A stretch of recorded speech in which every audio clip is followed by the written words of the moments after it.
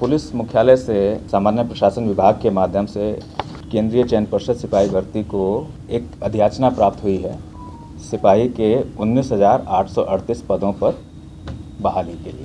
तो उसके आलोक में हम लोग विज्ञापन संख्या 1/2025 आज प्रकाशित करने जा रहे हैं। जो विज्ञापन प्रकाशित हुआ था 1/2023 सिपाहियों के 21,391 पदों के लिए, तो उसकी शारीरिक दक्षता परीक्षा हम लोगों ने कल संपन्न की है। जो है उसके से जो सीरियस कैंडिडेट है, बिल्कुल सीरियस कैंडिडेट हैं, तो वो अभी से सब चीज़ों की तैयारियां अपनी प्रारंभ कर लें। किस टाइम टेबल से करें ये उनका अपना निर्णय होगा, लेकिन सुझाव हमारा ये होगा कि अभी से उसकी तैयारियां वे प्रारंभ कर लें। पनोरमा ग्रुप, जो सोचता है वो करता है। प्रेस वार्ता में आप सभी लोगों का स्वागत है। ये प्रेस वार्ता 2 विषयों पर के लिए आयोजित की गई है, तो मैं एक एक करके जो है उस पर चलूँगा। पहला है हमारा जो विज्ञापन प्रकाशित हुआ था 1/2023 सिपाहियों के 21,391 पदों के लिए, तो उसकी शारीरिक दक्षता परीक्षा हम लोगों ने कल संपन्न की है। जो है उसके तो उसके बारे में मैं थोड़ा सा आप लोगों को आपके माध्यम से जो है सभी को जो है ब्रीफ करना चाहूँगा। ये पेट की परीक्षा 9 दिसंबर 2024 से 10 मार्च 2025 तक हम लोगों ने शहीद राजेंद्र प्रसाद सिंह राजकीय उच्च विद्यालय, जो कि पटना हाई स्कूल के नाम से जाना जाता है, गर्दनी बाग में आयोजित। इस परीक्षा के आयोजन के लिए परिषद ने व्यापक व्यवस्थाएं की थी। परिषद के पदाधिकारियों और पुलिस मुख्यालय द्वारा तैनात पुलिस पदाधिकारियों, स्थानीय जिला प्रशासन और स्थानीय पुलिस के सहयोग से परीक्षा को कदाचार मुक्त और विधि व्यवस्था समस्या मुक्त वातावरण में इसे संपन्न किया गया था। परीक्षा के संचालन के लिए पुलिस मुख्यालय ने 316 पदाधिकारियों की प्रतिनियुक्ति हमारे साथ की थी, जिसमें 7 पुलिस अधीक्षक स्तर के पदाधिकारी और 20 पुलिस उपाधीक्षक और समकक्ष स्तर के पदाधिकारी भी सम्मिलित थे। इस परीक्षा के लिए हम लोगों ने 1,07,079 अभ्यर्थियों को लिखित परीक्षा के परिणाम के आधार पर शॉर्टलिस्ट किया था, जिसमें से 86,539 अभ्यर्थी भौतिक रूप से परीक्षा में भाग लेने के लिए आए। इसमें 53,960 पुरुष, 32,569 महिलाएं, 32,569 महिलाएं और 10 ट्रांसजेंडर अभ्यर्थी शामिल थे। 3 महीने से जो अधिक अवधि तक हमारी जो परीक्षा चली, इसमें कुल 72 कार्य दिवसों में हमने परीक्षा का आयोजन किया। सुबह 7 बजे से लेकर के 4-5 जब तक जो है उसका चलता था। जो है प्रत्येक दिन सुबह 7 बजे, यानी कि हमारी एक्टिविटी तो 6 बजे से स्टार्ट हो जाती थी। इसमें 43 दिन पुरुष और 29 दिन महिला अभ्यर्थियों की परीक्षाएं ली गई थी। प्रत्येक दिन अभ्यर्थियों के शारीरिक दक्षता, उनके शारीरिक माप और उनके अभिलेख सत्यापन का भी कार्य हम लोगों ने संपन्न किया। जिस अभ्यर्थी को जिस दिन बुलाया उस दिन ही उनके ये सारे कार्य संपन्न किए, ताकि उन्हें बार बार दिक्कत नहीं हो, बार बार आने की या हमको भी जाए उन्हें बुलाने की आवश्यकता ना पड़े रहे बार। तो शारीरिक दक्षता परीक्षा को सुचारू रूप से और कदाचार मुक्त वातावरण में संपन्न कराने के लिए परिषद ने तकनीकी व्यवस्थाएं काफ़ी की थी। जैसे अभ्यर्थियों की उपस्थिति, उनकी पहचान और इम्पर्सोनेशन की संभावनाओं को नकारने के लिए आवेदन में जो उनके फ़ोटो थे, लिखित परीक्षा के समय लिए गए फ़ोटो और उनके बायोमेट्रिक चिन्हों और शारीरिक दक्षता परीक्षा के दौरान जो है उनके हमने लिए फ़ोटो लिए, वीडियो लिए, फिंगरप्रिंट्स आदि जो उनके लिए, और इनके माध्यम से जो है उनकी पहचान सुनिश्चित की। और ये सूचना प्रौद्योगिकी तकनीकों का जो है हमने भरपूर प्रयोग किया जाए।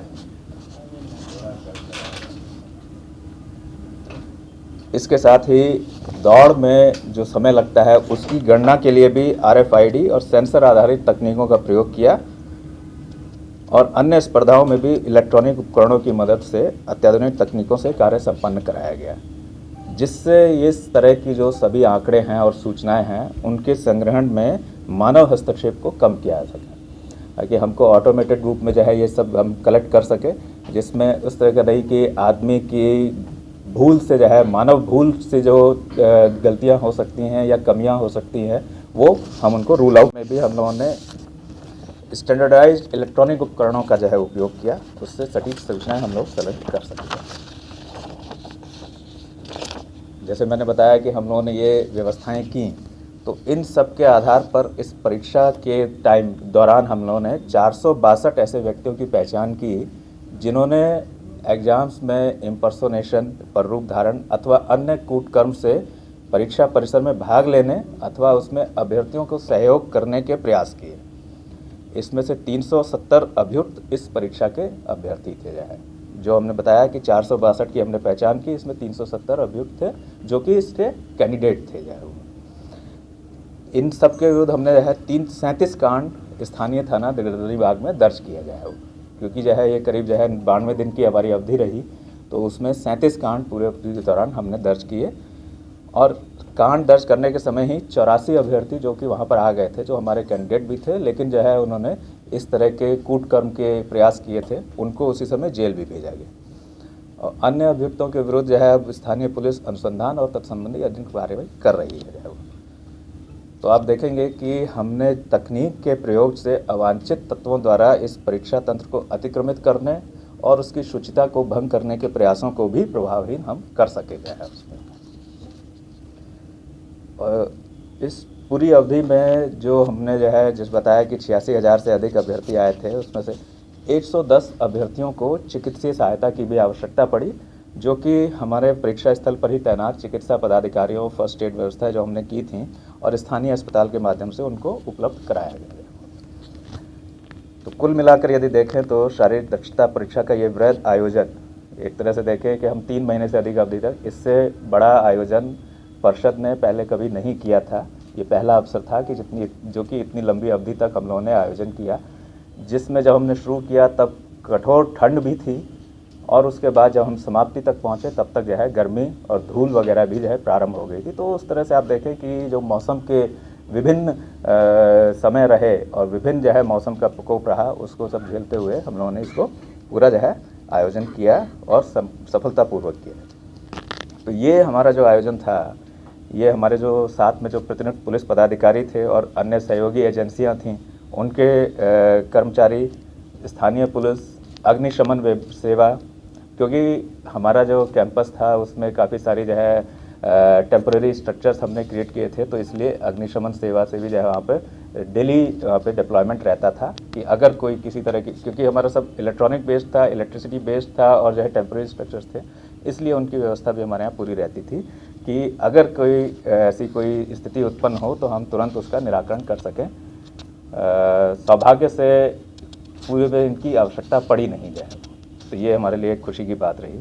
और नगर निगम प्रशासन, क्योंकि हमारी सारी सफाई वगैरह सब चीज़ें हैं, ये भी हमको पूरे समय तक तैयार रखना था, तो उसके लिए भी नगर निगम प्रशासन और सबसे महत्वपूर्ण हमारे जो अभ्यर्थी थे और उनके अभिभावक, क्योंकि रोज़ वहाँ पर अभ्यर्थी आते थे और उनके अभिभावक भी बाहर रहते थे, तो उनके सहयोग से हम इनको सफलतापूर्वक संपन्न कर सके। इन सभी को प्रति हमारा आभार है। उनको एक तरह से मैं आगाह करना चाहता हूँ कि वे किसी भी दलाल प्रकृति के व्यक्ति के झांसे में ना आए कि उनके अभ्यर्थी के अंतिम चयन में वे किसी प्रकार का सहयोग कर सकते हैं। ये उनके द्वारा अवैध धन उगाही का एक माध्यम हो सकता है, वे उसके झांसे में बिल्कुल नहीं आए। अगर उसके बात पर विश्वास कर लेते हैं या कोई आते हैं, तो ऐसे जो भोले भाले अभ्यर्थी हैं या उनके अभिभावक इसमें फंस सकते हैं और अपनी मेहनत की कमाई से वो हाथ धो सकते हैं। और साथ में ये भी हो सकता है कि वे कानूनी कार्रवाई के भी भागी हो जाए। जैसे हम लोगों ने लिखित परीक्षा और फिर उसके बाद शारीरिक दक्षता परीक्षा कदाचार मुक्त वातावरण में संपन्न की है, उसी तरह से शेष कार्रवाई जो हमारी बच गई है अब, उसे भी हम उसी प्रकार से शुचितापूर्ण वातावरण में संपन्न कराएंगे। और इसका न सिर्फ आश्वासन बल्कि हम गारंटी भी देते हैं। इसलिए जो अभ्यर्थी हैं और उनके अभिभावक हैं, किसी भी प्रकार के झांसे में बिल्कुल किसी के भी नहीं आए ये हमारा उनको सुझाव भी होगा और उनसे अनुरोध भी होगा वो। और जो सिलेक्शन फाइनली जब सेलेक्ट होंगे तो उनके सिलेक्शन का आधार प्योरली उन्होंने जो पैक्ट में उनका प्रदर्शन रहा, जिसके आधार पर उनको जो अंक मिलेंगे वही रहेगा, यानी कि मेधा ही उसका आधार रहेगी और कोई दूसरा उसका आधार नहीं होगा। ये सभी ध्यान रखें। और इसी तरह से यदि कोई व्यक्ति किसी अभ्यर्थियों से इस प्रकार से संपर्क करता है, इस तरह की जैसे मैंने बात की दलाल है, या फिर अथवा ये कह के कि परिषद के प्रतिनिधि के रूप में संपर्क करने का प्रयास करता है, तो ऐसे तत्वों की सूचना वो जो है स्थानीय थाना को भी दें, साइबर थाना को दें और आर्थिक अपराध इकाई वगैरह को भी दें, जो है वो, जहाँ से उनके विरुद्ध कतई कार्रवाई की जाएगी। तो फाइनली मैं ये कहूँगा कि हमारी जो केंद्रीय चयन पर्षद सिपाही भर्ती है, ये कदाचार मुक्त, शुचितापूर्ण और भ्रष्टाचार मुक्त वातावरण में चयन प्रक्रिया संपन्न कराने के लिए कटिबद्ध है। तो ये हमारा था जो है मोरल ओवरऑल ओवरव्यू जो हमने आपकी परीक्षा अभी संपन्न कराई है उसके बारे में। इस पर यदि किसी के प्रश्न हो, इसमें अब हमारा जो है कल ही हमने संपन्न किया है, अब इसको हम शुरू कर रहे हैं। थोड़ा समय लगेगा, इसमें जितना समय लगेगा उतना ही हम लेंगे जो कि नितांत आवश्यक हो जाए। वो जल्द से जल्द हम इसका प्रकाशन करने का प्रयास करेंगे, लेकिन अभी आज की डेट में जो है उसके बारे में कोई निश्चित तिथि बताना अभी संभव नहीं है। बहुत बड़ा हो गया है सर, थोड़ा सा शॉर्ट में कर दिया जाए कि कितने लोग अभ्यर्थी इसमें थे, कितने पकड़े गए और उनको क्या सजा दी गई, इसको शॉर्ट में कर दिया। गिरफ्तार हुआ वो किस जिला से? सबसे ज्यादा किस जिला के अभ्यर्थी थे जो गिरफ्तार हुए हैं सर? सबसे ज्यादा किस जिला के व्यक्ति? ये कहना जो है हमारे लिए संभव नहीं है कि अभी कि किस जिला से सबसे ज़्यादा रहे या क्या जो है, ये कहना। देखिए जो है सामान्यतः आप यूँ समझें कि जैसे जैसे जो है आए तो जहाँ जहाँ से रहे उसी प्रोपोर्शनेट में आप समझें कि वैसे होंगे, लेकिन हमने अभी इस पर जो है कोई स्टडी नहीं की है। और तो मैं जो इन्होंने जैसे कहा कि संक्षेप में जो है बस 2-3 बातें बता दें, ठीक है, कि करीब 92 दिन हमारी जो है ये कार्यवाही चली, जिसमें 43 दिन पुरुष और 29 दिन महिला अभ्यर्थियों के जो है हमने टेस्ट लिए थे। वो 1,07,079 अभ्यर्थियों को आमंत्रित किया था, शॉर्टलिस्ट हुए थे वो, तो उसमें से 86,539 अभ्यर्थी आए। इसमें 53,960 पुरुष थे, 32,569 महिलाएं और 10 ट्रांसजेंडर अभ्यर्थी थे। जो है पर रूप धारण आदि के प्रयासों के लिए जो है 462 व्यक्तियों की हमने पहचान की, जिसमें 370 हमारे कैंडिडेट्स थे।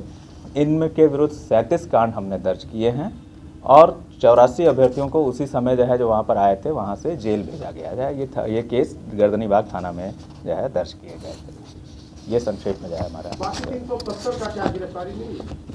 मैंने बताया था कि उनके विरुद्ध अभी कांड, क्योंकि ये तो वो व्यक्ति थे जो हमारे, ये तो अभी केस के एक्चुअली स्टेटस का मुझे वो नहीं है।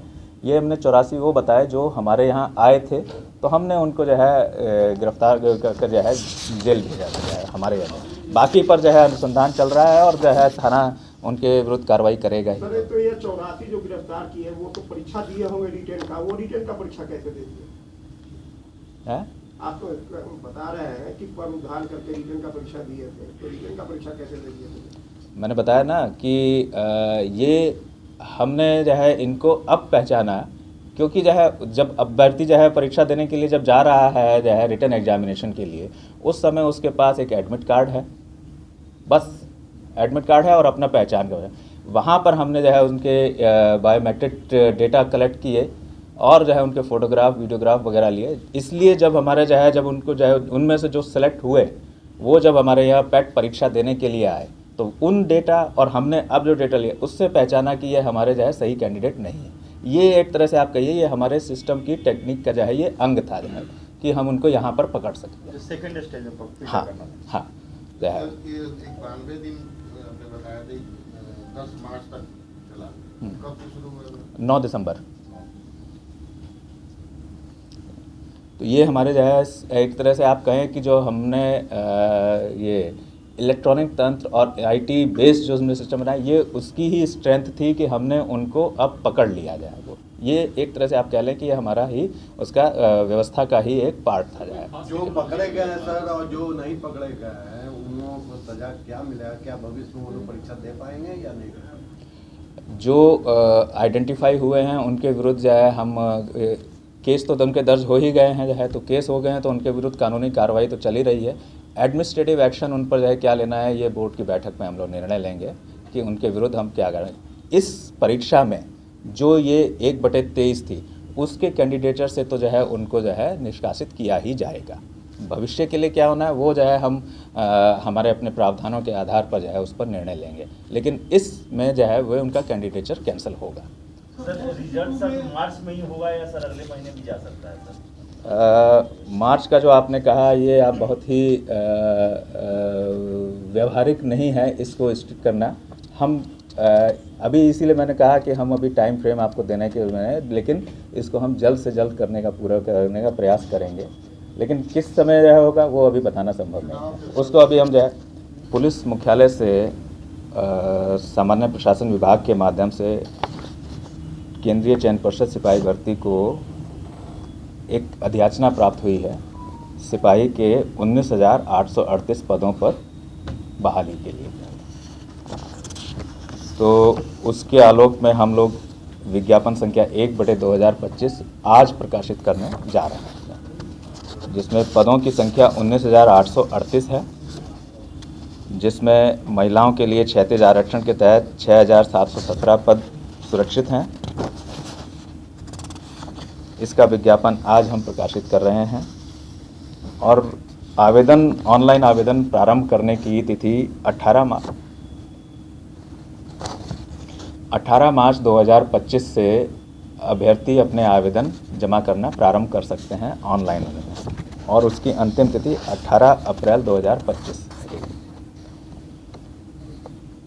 आपके माध्यम से जो है हम सभी जो हमारे प्रोस्पेक्टिव अभ्यर्थी हैं और उनके अभिभावक हैं उनको ये सुझाव देते हैं कि विज्ञापन बहुत डिटेल में है, उसमें प्रकाशित सभी आवश्यक निर्देशों का वो भली भांति अध्ययन कर लें ताकि अभ्यर्थियों को आवेदन भरने में कोई कठिनाई नहीं हो जाए। वो डिटेल्ड है और सब चीज़ें उसमें दी गई हैं, तो इसलिए उसका अध्ययन जो है वे भली भांति कर ले जाए उनमें, क्योंकि ऑनलाइन आवेदन पत्र में अगर गलत या अपूर्ण सूचनाएं वे भरते हैं तो उस पर आवेदन पत्र अस्वीकृत हो सकता है जो है वो, कि अगर उनकी सूचनाएं गलत हुई बाद में जब हम सत्यापन करते हैं उस समय जो है गलत पाई जाती हैं या इनकम्प्लीट पाई जाती हैं तो उनके आधार पर जो है वो उनके आवेदन जो है अस्वीकृत हो सकते हैं और बाद में उनको इससे कठिनाई भी होती है।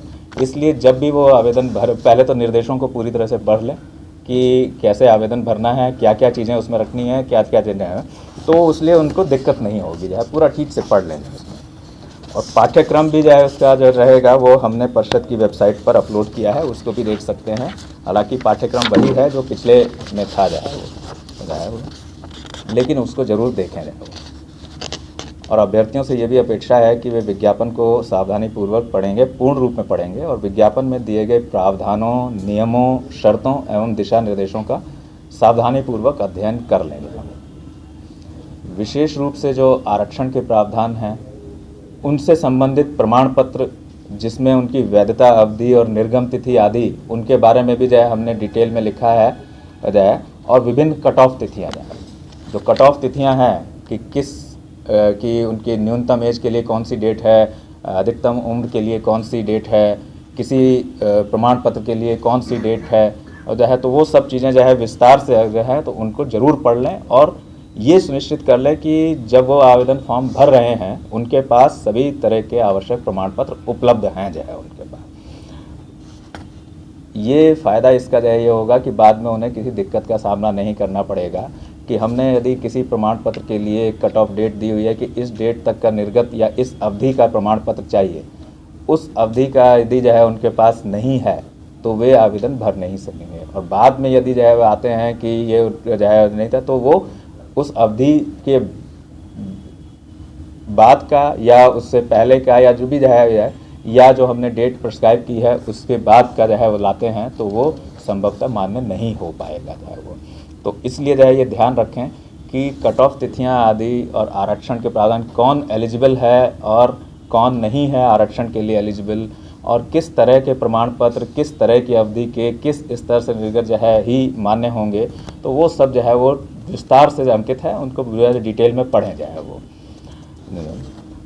और ये भी जो है कि चयन प्रक्रिया के विभिन्न चरणों से संबंधित तैयारियां अभी से प्रारंभ कर लें। जो सीरियस कैंडिडेट्स हैं वो अभी से प्रारंभ कर लें, उससे उनको बाद में दिक्कत नहीं होगी। उनकी तैयारी अभी से जाकर लें। जैसे लिखित परीक्षा के लिए ऐसा नहीं कि जब हम लिखित परीक्षा का शेड्यूल निकालें तब लिखित परीक्षा की तैयारी प्रारंभ करेंगे।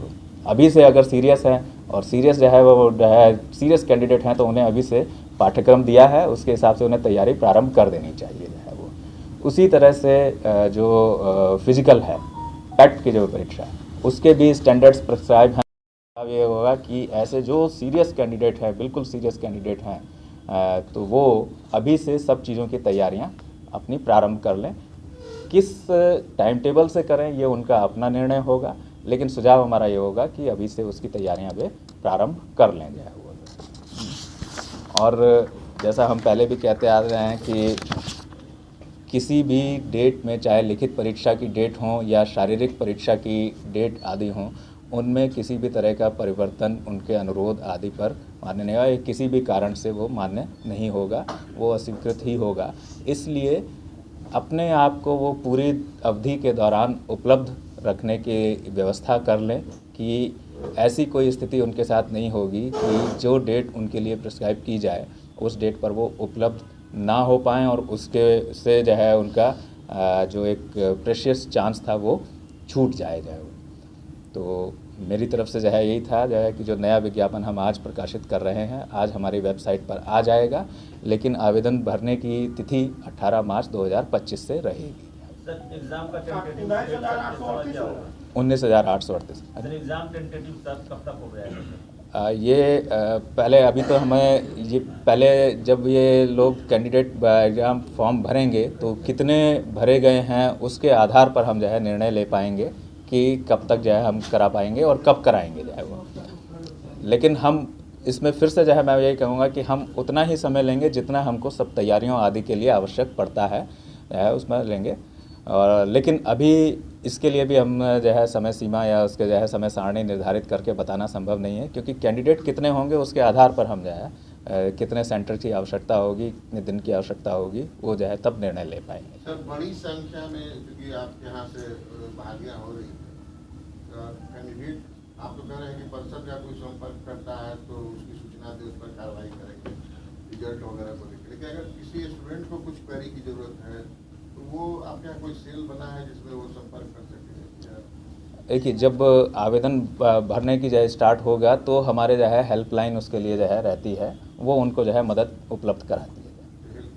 हाँ, वो रहेगी। जब उनके जो है भरने की तिथि प्रारंभ होगी तो हेल्पलाइन पर जो है उनको उपलब्ध उससे आवेदन भरने से संबंधित जो इशू आएँ या उनकी क्वेरीज आएँ उनके निराकरण के लिए वो हेल्पलाइन हमारी जो है उपलब्ध रहेगी। परीक्षा की प्रक्रियाएं वही होंगी सर जो अभी सिपाही बहाली की चल रही है, प्रारंभिक परीक्षा, फिर शारीरिक दक्षता और फिर? हाँ, इस परीक्षा जो है ये सिपाही के जो चयन की प्रक्रिया है उसके एक तरह से आप कह लें कि 2 मेन चरण हैं। लिखित परीक्षा, लिखित परीक्षा में से जितनी वैकेंसी होती है उसके 5 गुना आरक्षण कोटिवार 5 गुना को हम शारीरिक दक्षता परीक्षा पैट के लिए चयन करते हैं। तो वो पैट में उनके परफॉर्मेंस के बेसिस पर फिर मेरिट लिस्ट उनकी पैट के मार्क्स के आधार पर बनती है। तो अभी भी वही रहेंगे। फिर उस समय जो है हम उनके जो है डॉक्यूमेंट वेरिफिकेशन भी करते हैं। तो एक तरह से आप उसको तीसरा चरण बोल सकते हैं, जो लिखित परीक्षा में पास होने के बाद शारीरिक दक्षता परीक्षा में पास हुए उनके हम डॉक्यूमेंट वेरिफिकेशन भी कर लेते हैं। साथ साथ ही चलता है? हाँ, वो उसी दिन कर लेते हैं हम। उसके लिए हम अलग से भी तिथि दे सकते हैं, लेकिन हम सुविधाजनक ये लगता है कि उन कैंडिडेट्स के लिए भी कि एक दिन आए हैं तो सारा काम करके चले जाएं, बार बार उन्हें बुलाने के लिए जो है कि आवश्यकता ना पड़ जाए, क्योंकि दूर दूर जगहों से आते हैं। बदलाव होगा इस बार? नहीं, जो राज्य सरकार की नीति है वही है जो है वो हम बदलाव करने के लिए हम वैसे भी सक्षम नहीं जाए अभी। पिछली बार कंफ्यूजन हो गया था DOC को लेकर के। हाँ, वो तो अब जो है पुरानी वाली ही जो स्केल है वही जो है लागू है, तो वही है जो है। इनके पूछने का सर ये था कि प्रक्रिया में कोई बदलाव आपने लाया है क्या? कोई टेस्ट का सिस्टम कुछ बदल रहे हैं या पिछले से कुछ चेंज है या वही सारी? नहीं, तो हमने बताया ना कि लिखित परीक्षा होगी और फिर उसके बाद जो है सभी वही पुरानी प्रक्रिया रहेगी। हाँ, जब कैंडिडेट फॉर्म भर लेंगे और हम आकलन कर लेंगे कि कितने कैंडिडेट्स हमारे पास हैं और कितने सही हैं, तो उसके बाद